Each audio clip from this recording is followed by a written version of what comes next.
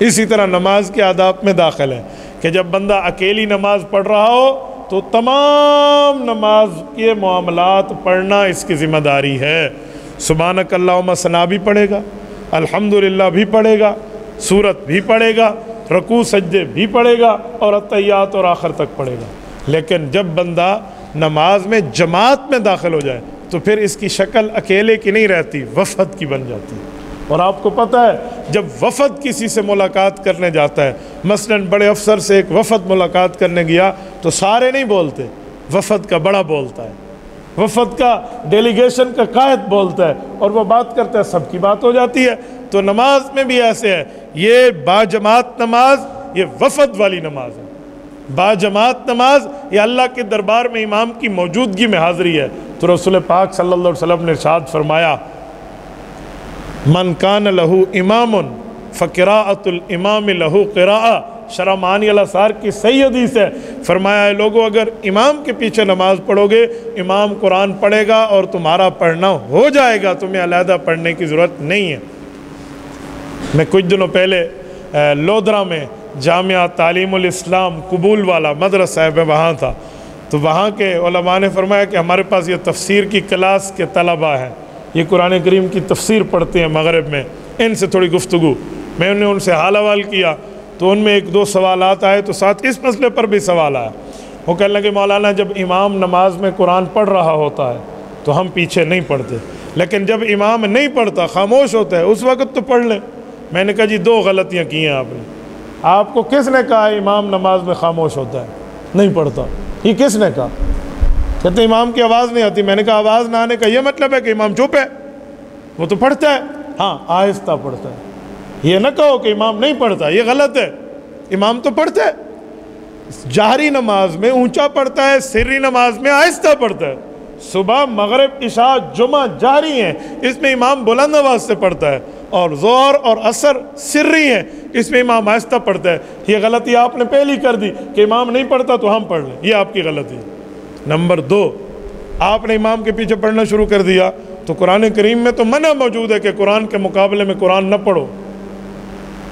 قرآن کریم کی آیت ہے سورت نمبر 7 آیت نمبر 204، سورت اعراف آخری سے پہلے آیت، رب کریم فرماتے ہیں وَإِذَا قُرِئَ الْقُرْآنُ فَاسْتَمِعُوا لَهُ وَأَنصِتُوا لَعَلَّكُمْ تُرْحَمُونَ۔ اے لوگو دو کام کر لینا، جب قرآن پڑھا جا رہا ہو تو یا تو سن لینا یا چپ ہو جانا، دونوں کام، لعلکم ترحمون، تاکہ تمہارے اوپر رحمتیں جاری رہیں۔ آپ نے اس آیت کی مخالفت کر دی، میں نے کہا آپ نے آہستہ والی نماز میں پڑھ لیا۔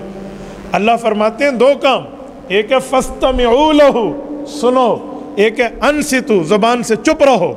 تو یہ بات ذہن میں رکھنا کہ سنا اس وقت جاتا ہے جب کوئی اونچا بول رہا ہو، اور خاموش اس وقت رہا جاتا ہے جب آواز نہ بھی آئے تب بھی خاموش رہو۔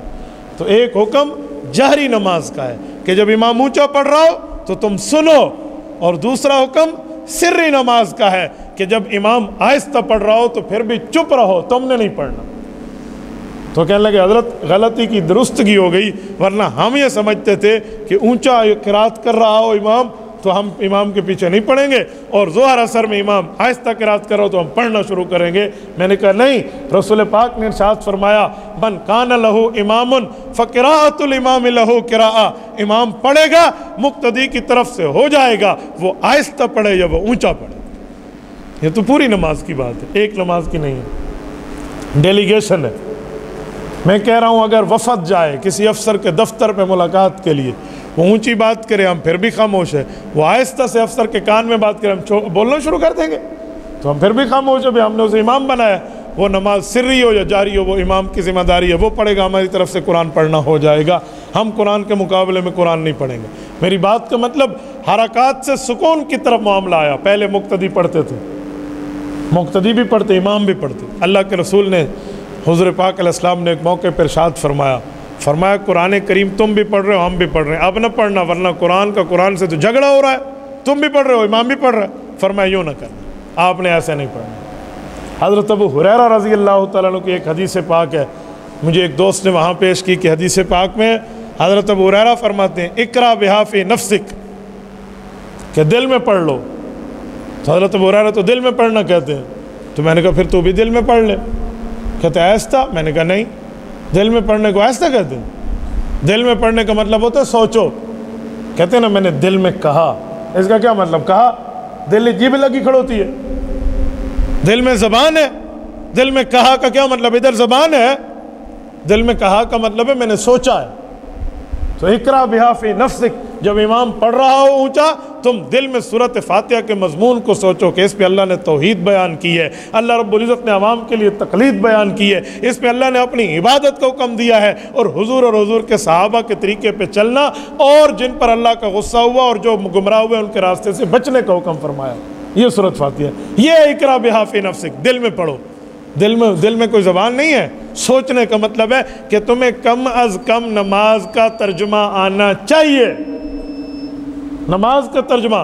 اور میرے دوستو، حق یہ ہے جتنے مقتدی بیٹھے ہیں آپ یہ طے کر لیں کہ ہم کسی عالم کے پاس روزانہ آدھا گھنٹہ دیں گے، وہ ہمیں نماز کا ترجمہ تو سکھائے۔ سفید داڑھی ہو جاتی ہے بندوں کی، لیکن نماز میں سبحانک اللہم کا ترجمہ میں نہیں پتہ، وتعالی جدو کا کیا معنی ہے یہ بھی نہیں پتہ، ولا الہ غیرک کا نہیں پتہ۔ تو یہ ترجمہ جب آپ سیکھ لیں گے نا، پھر امام قرآن پڑھے گا، ایاک نعبد و ایاک نستعین اہدنا الصراط المستقیم صراط الذین انعمت علیہم۔ پھر حضرت ابو ہریرہ کے فرمان کے مطابق آپ دل میں سوچیں گے، آپ کو مزہ آئے گا کہ آپ کیا پڑھ رہے ہیں، پھر عبادت کا لطف ہوگا۔ تبارك الذي نزل الفرقان على عبده ليكون للعالمين نذيرا۔